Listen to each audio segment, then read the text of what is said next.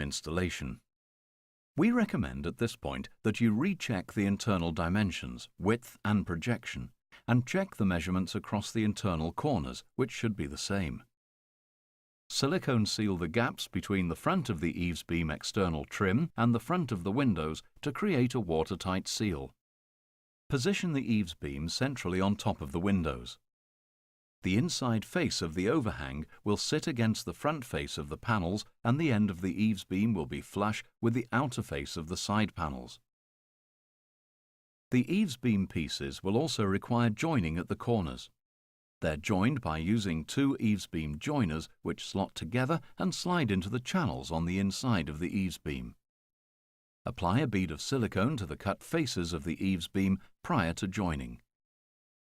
Fix the eaves beam joiners into position with the 38mm silver screws through the pre-drilled holes. Connect the eaves beam and box gutter assembly to the rest of the eaves beam using the eaves beam corner joiner.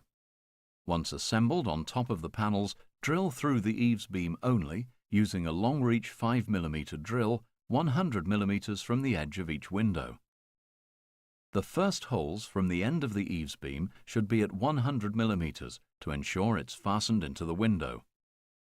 Power drive the fixing screws through the holes in the eaves beam and into the head of the window.